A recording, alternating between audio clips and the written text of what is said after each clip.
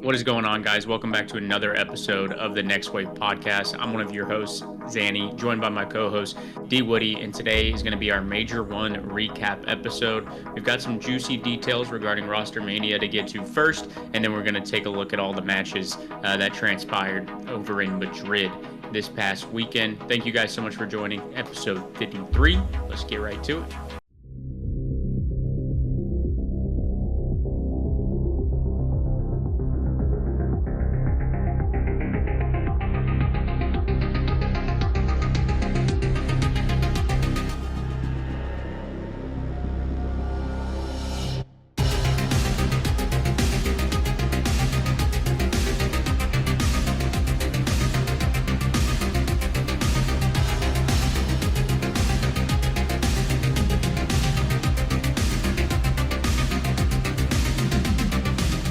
All right, Dak, let's go ahead and skip the pleasantries because a few hours before recording, we had a crazy timeline explode, and PRED has gone back to OpTic, and Hook has been dropped. Yes, sir. Yes, sir. Round of applause, insane. Man. We're back. We're back. I honestly, back. I think we're gonna be better just because of the energy that he brings and the not so identical play style to Shotzi, even though early on, they were just fragging out, but as we see in the critical moments here soon, didn't play out too well. Everybody's talking about how Hook was their best player, though, at the major, which is very true, but he was also, making some questionable plays in hardpoint, some questionable chows, winning a lot of them, but still questionable in the grand scheme of things. But yeah, what are your instant thoughts, Dak? Yeah, nah, dude, I'm with you. I think anyone that's saying, like, oh, justice for Hook was their best player, like, why do Dallas teams keep getting rid of their best players, blah, blah, blah. The Aches tweet. Yeah, bro. Like, this was the only move that makes sense for OpTic to drop Hook. Get PRED back in here. They won champs. PRED had to leave for personal reasons. It's not like they dropped him, Yeah. Like, he is their fourth. He is on the team if his life circumstances allowed him to be. So, like, exactly. Obviously, they just went to the major and got top 8. Something's obviously wrong with Hook in the lineup. No matter how good he's playing, they are always inconsistent with him. And so, I think very true. This is the best case scenario for OpTic going forward. And I'm happy for them. I'm happy to see them play against the top teams and continue building what they started building last year, winning champs. So I think it's a W all the way around. I love Hook. I think Hook is a integral part to the COD scene.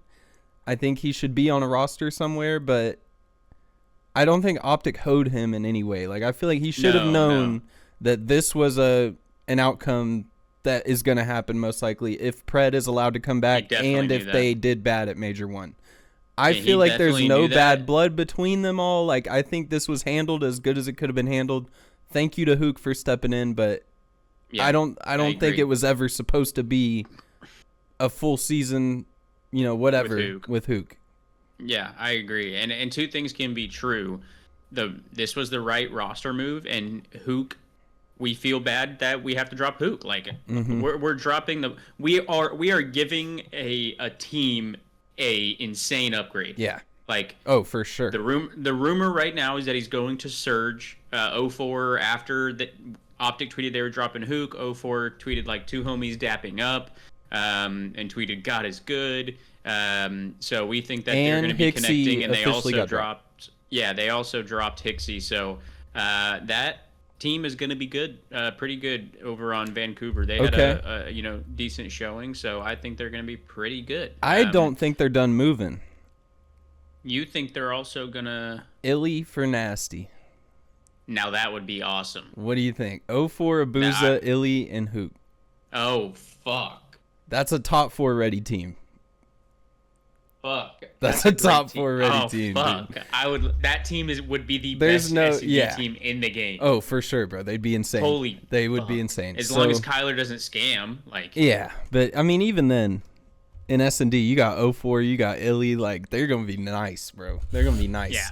So, But yeah, more stuff is gonna happen. Like there's more to yeah. this is And is this gonna was be a pure like landslide. hypothetical. Like I don't even know if they're even looking to change another person on the roster or not, but I that think would that be would be sick. ridiculous. Yeah, that would and be huge. That upgrade. is a roster that Illy would be down to play on for sure.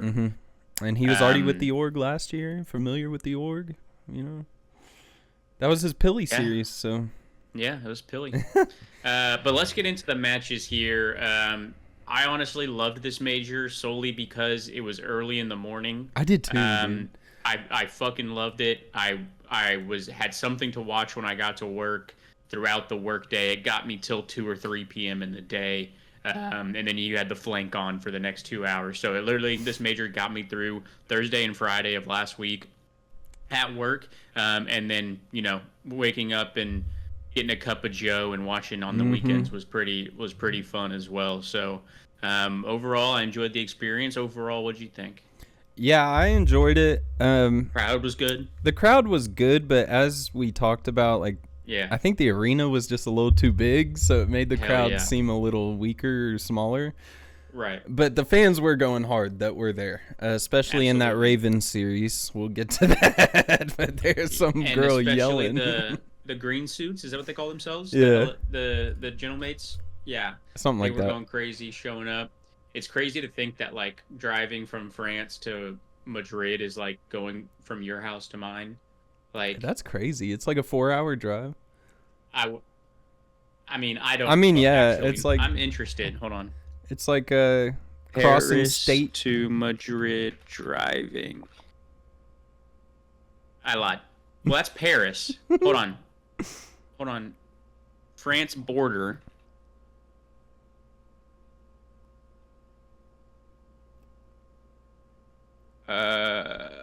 Look for like a left big city in France. I don't know.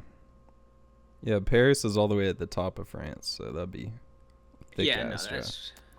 But you live in Toulouse or Bordeaux on the left side of France here. I'm looking at a map. Oh, wait, yeah. French customs Bordeaux 9 hour? Oh, never mind. It's farther than I thought. Bigger countries than we thought. I got to see France, the country, on top of the map of the U.S. to like really get a judgment for its size. Because the globe's not accurate at all. Yeah. All right. Sorry for the tangent. Let's get into the matches here. So, starting bright and early on Thursday, we had Atlanta FaZe versus Boston Breach. FaZe hot off good wins on the qualifier and off of the minor win, so they were feeling very confident. In the first map, Simp yelled "Welcome to land," so that kind of explained the series in a quote. 3-0 for the FaZe. This wasn't close. Yeah, they came out hot and looked dominant, and I'm pretty sure FaZe 3-0'd Boston online before coming to land. So they just have owned Boston for the past week. Yep. Yeah, not good. And then we had another 3-0. So the start to the weekend wasn't amazing, but Toronto Ultra are able to 3-0 the Vancouver Surge. The S&D was close, but this was a smoke for the side of Toronto. They were shitting. And yeah, dude, shout out Kleenex and Joe Deceives. They look really good when they play mid-pack teams. They've been going off. So. Yeah, they look crazy. And then we get into the Thieves versus the Ravens. And the Thieves, people were questioning them because of their online performance and, the high, ceiling that Hydra has set for himself, and maybe he's not quite performing there. But, they came out and looked pretty dominant in this 3-1 win against the Ravens, only dropping the S&D, but the Ravens had a combined 111 points. In the hard points, so they were looking dominant to start. Yeah, those were two of the saddest hard points I've watched all year. I mean, it wasn't even close, bro. Yeah, it wasn't close. Insane. And these were questionable on Hossie going into this, so it's just sad. Yeah. That was they just did not show up. And then we get into what started the downfall of OpTic's major. They go up against Miami, who was their boogeyman for the past 2 years at least, whether it's any iteration of them, Miami or Florida in MW2, and then in MW3. I don't think they were very much a worry, but they've always had some bad blood, especially when Pred's in the lineup. Mm-hmm. And unfortunately, this is where the hardpoint woes started to show. Even though they lost the skyline by only 3, they dropped both hardpoints and the map 5 pretty bad, and lose the series 3-2, dropping to the loser bracket. Yeah, so map 4, OpTic was down 248 to 195 and almost came back and won it, and should have come back and won it. They had the bar set up, everyone's set up. For some reason, all 4 of them are staring at Fireplace as Lucky and Rencor are crossing pool, and they get behind them and pop a 2-piece, break the hill, win the game. It was tragic. Yeah. So OpTic should have taken that one. And is this the map? Is this the Kenny Death Streak map? I think that was Ravens series. I think that was against the Ravens. Yeah, because that scoreline, I'm trying to remember. But also map 5, Dashy had all of our first blood, or OpTic's first bloods. Yeah, and he had 10 kills and no help from and the they rest only, of the team. I think he had 4 first bloods. And 4 first bloods and only converted 2 of them. Yeah, Hook and Shotzi just could not get a good break off going. They were dying a lot. Yeah. So you need some high impact sub performance in S&D on Hacienda. So yeah, I can see why that was a struggle there. But OpTic unfortunately fall to the losers bracket. Miami move on. Starting on Friday, we start in the losers bracket. Carolina against Vegas Falcons. No surprise here. It was a stomping 3-0 for the side of Carolina. Tej still doing his thing with a 1.25. Gwyn had a good series. And Vivid, other than, their loss, day one, he had a really, really big sty in his eye, and his eye was swollen. So he had the best series yesterday. And then he comes out, holds his own against the Falcons, which you expect him to do against a team like that. So they 3-0, move on in the losers bracket. Falcons at least fought. Out top 12. They at least fought. They went to round 11, went to round 5. Man. They're trying. They got the passion. And then Rocker make their debut in the next match against Vancouver Surge. They take that one 3-0. Disappointing outcome for the side of Surge here. And they were doing all they could, even with a good series from Nasty in the KD department. But you could see the pacing was off. You could see the slaying power wasn't there with Hixie as a sub. And you just knew with the top 12 placing, they had to make a change. Yeah. And, we think it's going to be Hook. Yeah. But yeah, shout out Rocker. We kind of expected them to have a good tourney, and Gio showed up on land this tournament. I feel like he played pretty well. So he had the highest KD. Yeah, this series, but I just meant like all their series. No. I feel like Gio. No. He had the highest KD of the whole event. Wow. Shout out Gio. Okay. 1.23. Good for him. And then I think there was 2 phase members in the next 3, and then the last one was like Envoy or something, or Ghosty maybe, I don't know. Nice. But yeah, Gio had a good event.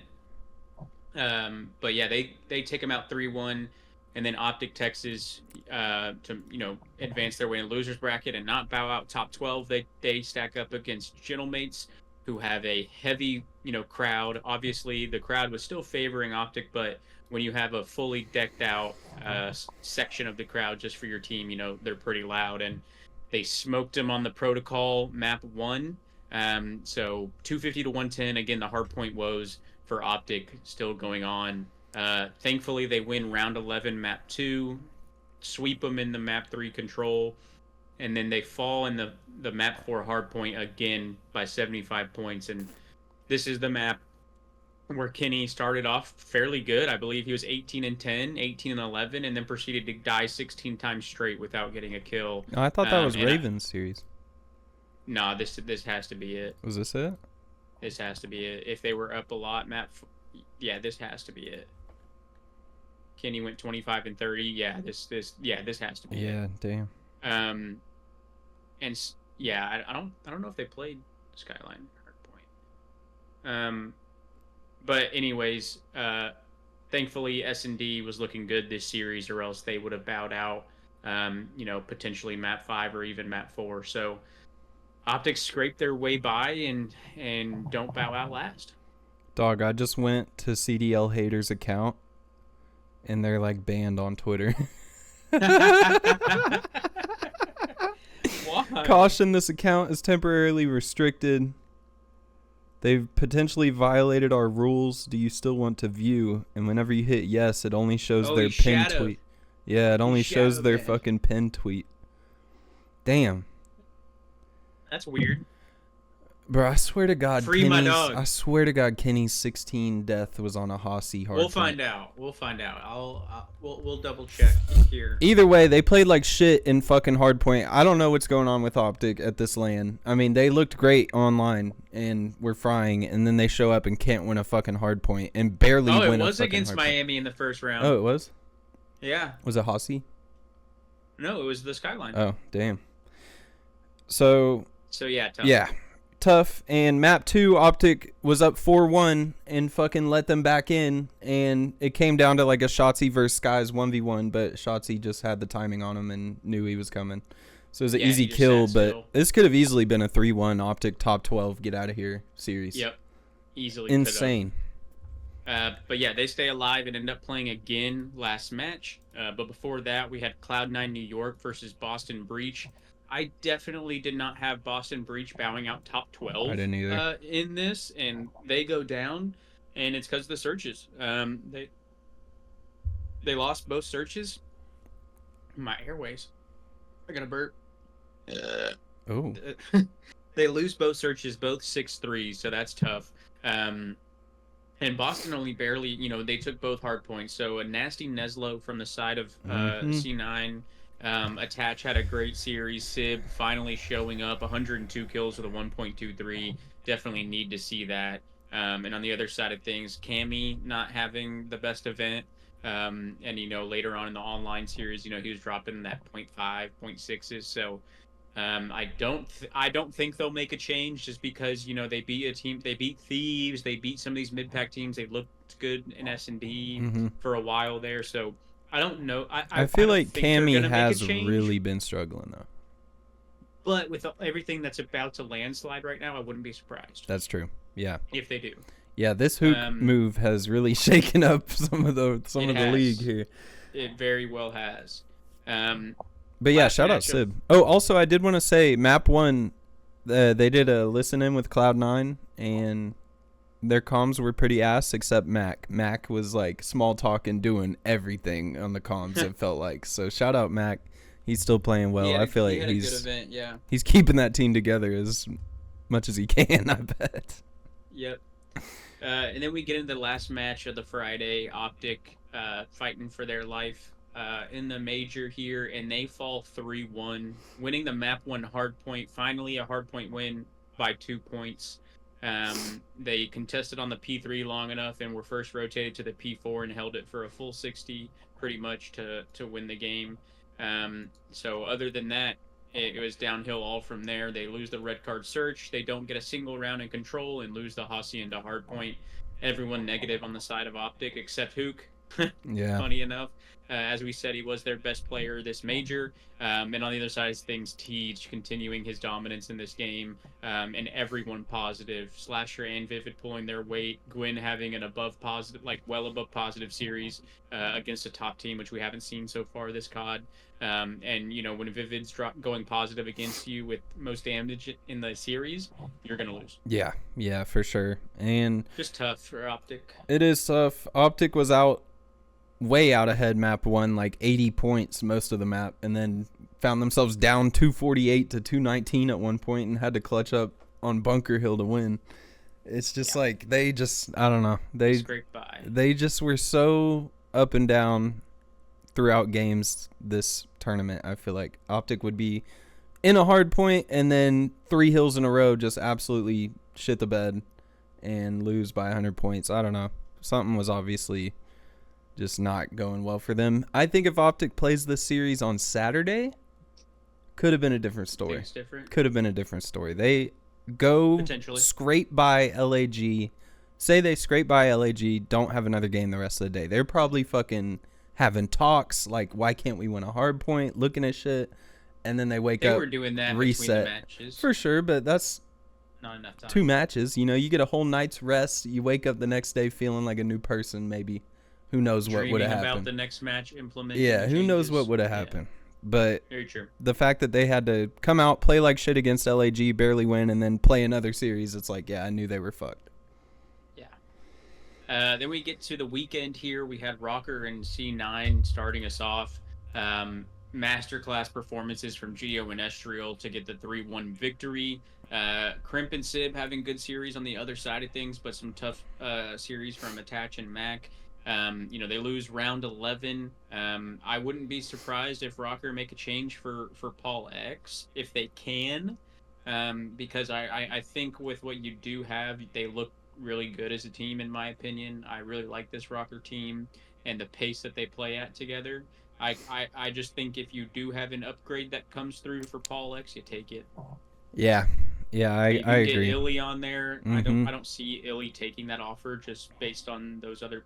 He's more of a methodical. He can play fast, but I feel like he prefers to play a little bit more methodical, even in respawn. So I'm kind of bullshitting, but Illy, any of the Lunars, up and comers. So I don't know. Yeah, but Paul X is obviously the weak link in some of these respawns. So yeah, they could definitely use an upgrade. But even if they do stay together, I mean, this team has potential to be top 4 at any tournament. I feel like it's so close with a lot of these mid-pack teams. So, shout out Rocker. And then the next 2 matches were DoorDashes, very quick. First, we had LA Thieves just absolutely talent diffing Miami in a 3-0. Really, everyone frying on the side of Thieves. Not much to touch on there. And then we had FaZe 3-0ing Ultra, which, many thought that this was going to be a little bit closer of a series, but FaZe were just looking so good. They won the hard point. No time left on the hard point on Vault, and it went down to FaZe in it for the last couple seconds, going up by 1 point and then letting the time run out. So they were able to ice up on that, yeah. And then they won the next 2 matches 2 mats very comfortably. So Tirana going down to the losers bracket. And then we get into the Heretics Rocker match. Heretics are actually able to send Rocker home and make a Sunday. Make a Sunday. Yeah. And Miami take it last map, round 11. This was a banger series. Yeah, I think this was second best series of the tourney behind Grand Finals. It was insane. Absolutely. It was definitely super fun to watch. Again, Geo 1.13. I mean, I think he went positive in every single series that they played, maybe except for this last one. But I just really like this Rocker team. If they can get even Paul X 0.97, not terrible, but still it's against Miami. You got to think on these tournaments they're going to be playing some tougher competition later on in the weekend. So I'm interested to see what they do with Paul X, but Rocker bow out and Miami in there at their, technically it's Toronto's event, but it's in their territory. So they're able to make a Sunday. Yeah, which was not expected. Yeah, this series was crazy. It went as long as a series could possibly go, almost. Like 2 round 11s, a 3-2, like insane series. I feel like there was a ton of round 11s at this tournament, so it was just fun all around. This year is super close when it comes to those bottom 8 teams, I feel like, Yep. So and then to round out Saturday, we had another great match. We had Toronto versus Carolina. It was just the S&Ds at the end of the day for Carolina that got them through. They've been great at hardpoint, mid at S&D, or great at S&D, mid at hardpoint in some series. So Carolina decided, you know what, how about we win both? They're going to drop a hardpoint, but they won the other and won both S&Ds. And Toronto, who have looked great in that game mode in the qualifiers, aren't able to show up and ice up in those moments. And that's why we see 3 positive KDs on the side of Toronto, even though they lost the series. But again, TJ positive, Vivid most damage in the lobby, or second most damage in the lobby, holding their own and just playing together as a team to advance to Sunday. Yeah, shout out to Tej, man. He had a legacy like event. I feel like Tej was just hooping and everyone was like, "Yo, Tej is back." Blah blah blah. Like his rep went way up after this. It did. It definitely did. And then we get into Sunday, just a top 4 matchup that you didn't expect to see in the losers semifinals. Miami Heretics versus Royal Ravens. And if that wasn't surprising enough, they end up winning the match 3-1, advancing and getting top 3 this event. They scraped by in the map 1 hardpoint. They won round 11, map 2, got smoked in the control, and then clutched up on the map 4 and were able to 3-1. Unfortunately, we did not see Superstar Tej in this map or in this match. But Squid and Slasher tried their best to carry the boys through. And then on the side of Miami, Lucky, who's had a very good event this whole time, and Real paving the way. Yeah, something's got to be said. This is the second Sunday at an event, counting the minor in this, that Tej has not really shown up in his best form. And you got to think, Crumble's closed on Sunday. Fuck. There might be something there. I think it just fucks his psyche up. Like, he just knows it's closed. He's like, fuck, dude. I don't know. And then we get on to the winners finals here. This is to see who's going to stack up against Miami in the losers bracket. Thieves go up 2-0, but that's not enough cushion for FaZe in their current form, and they rattle off 3 in a row. Goes round 11, map 5, and FaZe are able to take it. For some reason, in the red card and in the vault, even though Thieves won the red card, in both of these, they just weren't checking bombs sometimes. They were just playing very patiently in some clutch scenarios and maybe weren't playing for the hop, and they were just in man-down scenarios playing too separate or too far to where you're having to sprint to check and hope they're not on it. So a couple misplays in the S&D from LA Thieves that end up biting them in the ass in last round. But we saw some good performances still out of the Thieves, so we figured right after they lost this that we'd see them back in the grand finals. And on the side of FaZe, even though they did win one of the S&Ds, 3 of them negative and only Simp positive. So Simp able to get the boys out the mud, but they were just playing together as a team and kept their mental at a good spot to make that reverse. Yeah, FaZe got kind of hoed map 3 Thieves got hoed map 3 because they were playing better than FaZe, but offense is just too easy on that map, I guess. Exactly. And they had too many ticks and had round 5 defense. Thieves did. So exactly. It kind of screwed them. Yeah, so I remember at one point they were playing. FaZe was playing to not cap the point and try to win off lives to guarantee themselves offense. So they were just playing a step ahead. FaZe is always smart about shit like that. That's where FaZe wins a lot of these series against lesser teams. Yeah.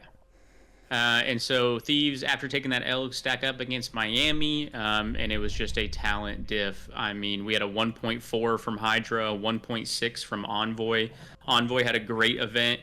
Miami just, on Championship Sunday, unfortunately, ran out of gas, and Thieves move on. But it was a quick series. Yeah, I was like, all right, FaZe Thieves is over. I'll go do something while the intermission happens, because this is going to be a door. Not even worth watching. We'll go ahead and jump into the grand finals here.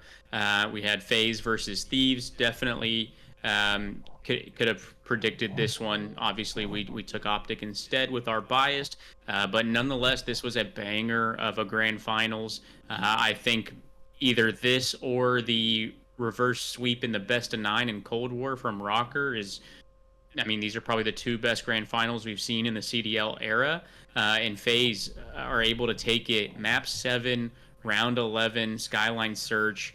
FaZe get that man advantage in the end, and end up just calling to hop the bomb in a 3v2, and it forced the other players out of position, and that's just how it is. And in this round 11, Hydra made a very questionable play to push the underground by himself and challenge in their elevator. Didn't jiggle peek it, didn't do anything, just went straight to the zip and held it and looked up, and Celium was there spotting him, and Abizi came and looked over the top and just killed him. and it ended up being a really, really brain dead play. So, yeah, congrats to FaZe. They looked in form ever since the minor, continued it in the qualifiers, and then came out and beat the super team that was formed in the offseason. But I think we're going to be seeing a lot of this matchup on Sunday. Yeah, for sure. I think Hydra's play. Sure, maybe it wasn't the time. I don't know. Maybe it was just too obvious that they were going to do something like that. I don't know, but in another timeline, he fucking pops a 2-piece and is the hero, bro. Like, he was just trying some shit. Yeah. It didn't work. There's players that live and die by that playstyle, right? It's Abizi, it's Shotzi, it's Hydra, it's Hook. And I just think I'm with you. I think you play safer. You can't do that. Round 11, grand finals. Or send someone with last him. Map. That's what alone. Yeah. You can't do that alone. Yeah. At the very least. Yeah. So I just think that was poor execution on the side of Thieves, but FaZe looked dominant first in the standings, especially after the win, even with a rocky start to the qualifier. So congrats to them winning overseas, and then we've got Major 2 to look forward to here in Dallas. I think they need to do the normal 5-map set and then add hardpoint search, not control search, for the next 2 in a 7-game series. Like, we don't need to be playing 2 controls. 2 hardpoints. A control map 6 too, bro. Like, 1 map before the big map 7, and we gotta sit through a fucking protocol control. They should make it hardpoint, S&D. Hardpoint, S&D, control, hardpoint, S&D, hardpoint, S&D. Like just swap that control with the hardpoint and put control map 3. Yeah, I agree. I'm with you on that. That way it's 3-3-2. Yeah. Those are the best game modes anyways. But that was your Major 1 recap. I hope you guys enjoyed. It was a great event to watch. I definitely like the overseas events, being able to wake up early in the morning and watch some COD. So that was a good experience. But we look forward to the one here in my city, thrown for the OpTic Major. So definitely looking forward to that. And with that said, let's go ahead and wrap up episode 53 with our coin segment, Pick and Bans. Alrighty, let's wrap up episode 53 with some Pick and Bans, where me and Dak pick and ban something from recency and reflect. I'll be quick. But first off, you might have heard this on Pardon My Take, Dak, but they released the Super Bowl schedule, and in 2027, the Super Bowl falls on President's Day weekend, which not only means that they added one more game, it also means that we would have the Monday after Super Bowl off here in 2 years. That is huge, man. That's huge. That's insane. That's huge. Yeah, let's go. And by then, in a couple of years, alcohol will be even more hard to recover from, and we'll need that day. We'll need that day for sure. My pick, way less interesting, but it is FaZe Banks. He got the Hawk Tua girl to show her face again. No way! Yeah. I did not see this. Yeah, so he did I guess he was in contact with her, and they did a podcast episode going over the rug pull shit.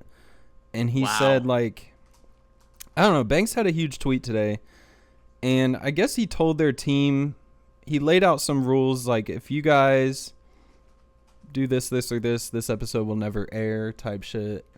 And he's trying to, like, weed out who the crooked ones in her camp were pulling the rug and shit. So he said he had heavy stipulations. One was not allowing markets to be manipulated by leaking this episode's existence before a resolution was found for the rug pull. And 2 was her team finding a real solution regarding the money that she made, where that should go, and what to do with the project moving forward. So that means that happened, right? Well, if she showed her face. He said these were non-starters, and we were told this episode would only see the light of day if we explicitly green-lit it. He didn't. They fucking leaked the episode, and basically he said today the episode randomly gets leaked, randomly in quotations, and the price of Hawk is pumping, and they completely fucking fumbled the bag yet again. What a fucking mess. Poor girl. It's a wonder how she found herself in this position in the first place. Now, Haley, I'm going to speak to you direct and say the exact same thing I said to you that night. Fire everybody. Your team is fucking retarded. Full disclosure, nobody from our team has or will ever own Hawk tokens. Highly advise anyone to stay away from that. Do you hear my fucking smoke alarm? That shit just now. Yeah, that shit chirping at me. What the fuck? It just started. So yeah. I guess they just aired it anyways or something because it's out, and I just saw a clip of her crying talking about it with FaZe Banks sitting in the room. Oh, fuck. And so yeah, I guess she's showing face again, and FaZe Banks was the driving force behind it. He's trying to get make the situation right. You started that off with not as interesting as mine, but unfortunately it was just as interesting. I guess it did end up being interesting, but yeah, dude, insane. She was MIA for 2 months. I thought she died or something. Also, I think she's on a watch list for fraud. yeah, she should be, and at least until there's a resolution. Yeah, I think she's on a national watch list for like fraud. So, yeah, tough. My ban is Drake. It's a tough time to be Aubrey Graham right now. Unfortunately, the diss track made About You won 5 fucking Grammys. So that's fucking tough. And then before that even happened, he tried suing anyone to where Not Like Us would not be played at the Super Bowl, which there's just no way. It's absolutely going to be played. And yeah, that part too. He not only did the guy that fucking made a diss track About You win 5 Grammys, he also got the Super Bowl halftime show, and will likely sing that song. So nice. It's tough to be Drake right now. Yeah, for sure. That sucks. I mean, it's never tough to be Drake when you're that rich. But, not really, but yeah. I mean, a diss track winning 5 Grammys. Yeah. Oh my god. Yeah, no, that's pretty tough. And the punchline is that you're a pedo. Right. Yeah, that's a tough one. Okay. My ban, I'll do this for you, Dallas Mavericks. Yeah. What in the hell? Over the last weekend, Luka Doncic got traded to the Lakers. Everyone knows that unless you live under a rock. And yeah, it's the craziest trade ever in sports that I've seen, I feel like. And apparently, Mavs fans are hosting a protest outside of the American Airlines Center on Saturday, if you want to go, Blake.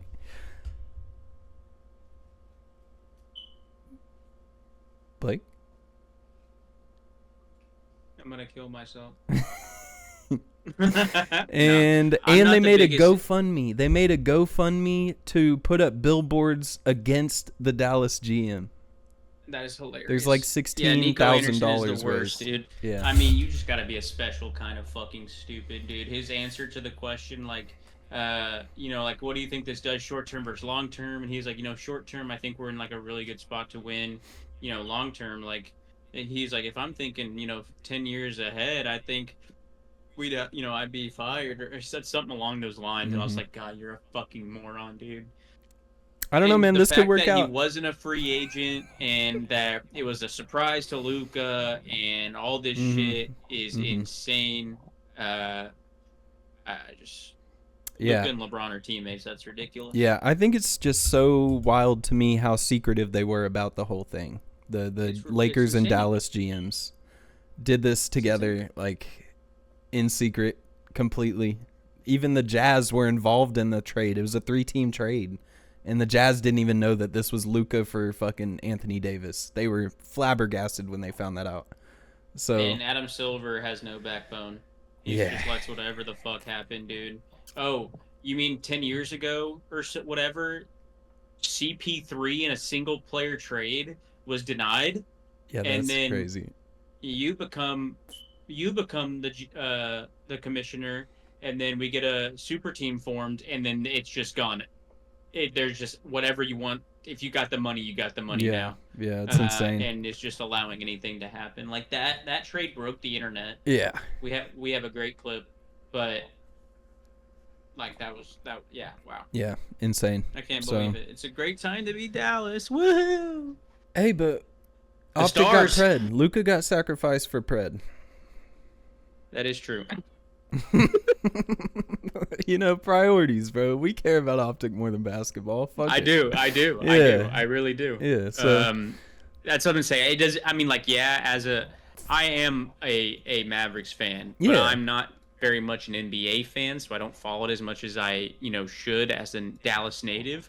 But it still hurts. I mean, like, yeah. He made me watch a lot more because he made us fun to watch. Yeah, for sure. Oh well. Anyways, we'll put our misery to the side. Thank you guys so much for joining for episode 53. Hope you enjoyed the Major 1 recap. Hopefully we'll see OpTic turn it up from here now that PRED's back in the lineup. But anyways, thank you so much for listening. Make sure to like, comment, and subscribe to help the channel grow. And we'll see y'all in 55. Deuces.